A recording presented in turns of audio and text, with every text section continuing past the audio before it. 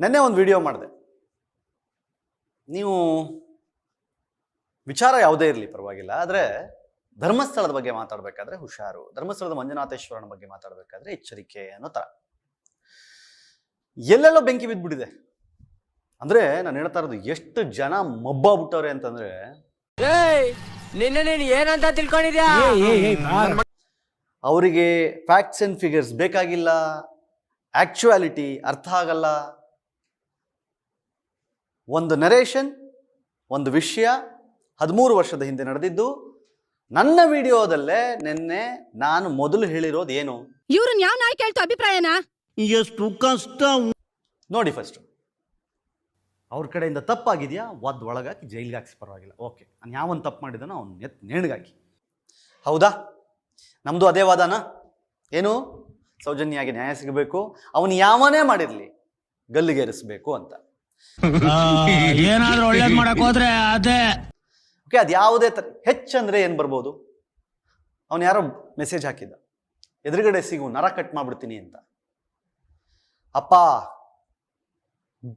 ಗಂಡೆ ಕೇಳಿಸ್ಕೋ, lover ನಿನ್ನಂತರು ಈ ಕಡೆ ಕಗ್ಲಲ್ಲಿ ಎಷ್ಟೋ ಜನ ಹೊಂಟೋದ್ರು. ನರ ನಿನಗೂ ಇದೆ ಅಲ್ವಾ, ನನಗೆ ಮಾತ್ರ ಅಲ್ಲ. ಅಂತ ಚಟ ಇದ್ರೆ ಕಟಿಂಗ್ ಪ್ಲೇಯರು ಕತ್ರಿನೋ ತಗೊಂಡು ಮನೇಲಿ ಕೂತ್ಕೊಂಡು ಹುಡುಕಿ ಮಾಡ್ಕೊ, ಕಟ್ಟು. ಹೋಗಿ ನಿಮಗ್ ಬುದ್ಧಿ ಹೇಳ್ತೀವಲ್ಲ, ನಮ್ಮ ಮಳೆ ಎಕಡೆ ತಗೊಂಡು ನಾವು ಹೊಡ್ಕೋಬೇಕು. ಹೋಗ. ಅವರ ಉದ್ದೇಶವೇ ಅದು. ಆ ಉದ್ದೇಶವನ್ನ ಸೋಲಿಸುವುದೇ ನಮ್ಮ ಗುರಿ. ಪರವಾಗಿಲ್ರಿ, ಮಾತಾಡ್ರಿ. ಏನು ಮಾತಾಡ್ರಿ? ನೆಗೆಟಿವ್ ಕಮೆಂಟ್ಸ್ ತಾನೆ. ಕಮಾನ್. ನಾನು ಹೇಳೋದು, ಈ ಕೀಬೋರ್ಡ್ ವಾರಿಯರ್ಸ್ಗಳನ್ನೆಲ್ಲ ನಾವು ನೋಡಿದ್ದೀವಿ ಬೇಜಾನ್ ಜನ. ಓಕೆ, ಇಂತಹ ದರ್ಪ, ಅಹಂಕಾರ, ದೌಲತ್ತು ಇವೆಲ್ಲ ಕೀಬೋರ್ಡ್ಗಳಲ್ಲೇ. ಆಗ್ಲಿ, ಪರವಾಗಿಲ್ಲ. ನಿಮ್ಮ ಉತ್ತರ ಕೊಡ್ತಾನೆ, ಅದು ನಮ್ ಕ್ಯಾಪ್ಟನ್ ದಾಶಾವಧಾನಿ. ನಾನು ಹೇಳ್ತಾ ಇರೋದು, ಒಂದು ಆರ್ಗ್ಯಾನಿಕ್ ಆಗಿ ಇಷ್ಟು ಬೆಂಕಿ ಬಿದ್ದಾಗಲೇ ಅವ್ರಿಗೆ ಅರ್ಥ ಆಗೋದು ಅಂತ ನೆನ್ನೆನೂ ಹೇಳಿದ್ದೆ, ಇವತ್ತು ಹೇಳ್ತಾ ಇದ್ದೀನಿ. ನಿಜವಾಗಿಯೂ ನಿಮ್ಮ ಹೋರಾಟ ಸೌಜನ್ಯಾಗಿ ನ್ಯಾಯ ಕೊಡಿಸುವ ನಿಟ್ಟಿನಲ್ಲಿದ್ರೆ ಬನ್ನಿ, ನಾನು ನಿಮ್ಮ ಜೊತೆಗಿರ್ತೀನಿ.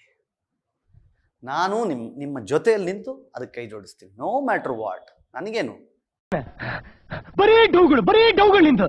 ಆದರೆ ಅದನ್ನಿಟ್ಟುಕೊಂಡು ನಮ್ಮ ಶ್ರೀ ಕ್ಷೇತ್ರವನ್ನ ದೂಷಿಸುವುದು, ನಿಂದಿಸುವುದು, ದೂರುವುದು ಮಾಡಿದರೆ ಒಪ್ಪಿಕೊಳ್ಳಲು ಸಾಧ್ಯವಿಲ್ಲ. ಅಷ್ಟೇ ಹೇಳಬೇಕಾಗಿತ್ತು. ಸೇಪಾಗಿ ಹೋಗಿ ಊರ್ ಸೇರ್ಕೋಕಂಡ. ದಿಲ್ ತೋ ಪಾಗಲ್ ಹೈ, ದಿಲ್ ದೀವಾನಾ ಹೈ. ನನಗಿದ್ರ ಒಂಥರ ಸಂತೋಷ.